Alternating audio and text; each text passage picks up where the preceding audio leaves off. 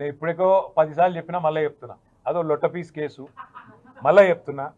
నేను ఇగో ఇక్కడనే నిల్చుంటా, కావాలంటే రేవంత్ రెడ్డి వస్తాడా, ఏసీబీ డీజీ గారు వస్తారా, ఇట్లే లైవ్ కెమెరాలు ఇట్లే పెట్టుండ్రి, లై డిటెక్టర్ టెస్ట్ పెట్టుండ్రి, నేను ఇక్కడనే ఉంటా కదలా. లై డిటెక్టర్ టెస్ట్ పెట్టుండ్రి, దూద్ కా దూద్ పానీ కా పానీ. అరే నేను చెప్తూనే ఉన్నా, హైదరాబాద్ ప్రతిష్ట పెంచేదానికి, తెలంగాణ ప్రతిష్ట పెంచేదానికి ఎస్ బరాబర్ ఆ రేస్ ఇక్కడ కొనసాగాలి. మొదటి సంవత్సరం బ్రహ్మాండంగా జరిగింది, ఇంకా 3 ఏళ్ళు ఇక్కడనే ఉండాలి. హైదరాబాద్లో మొబిలిటీ వ్యాలీ రావాలి, హైదరాబాద్లో పరిశ్రమలు రావాలి, మా పిల్లలకు ఉద్యోగాలు రావాలి, ఒక sun rise sector, sustainable mobility అనేది, ఈవీస్ అనేది, ఎలక్ట్రిక్ వెహికల్స్ అనేది ఒక ఎదుగుతున్న రంగం.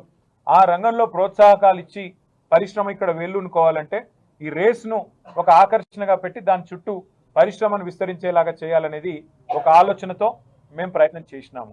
నేను స్పష్టంగా చెప్పాను,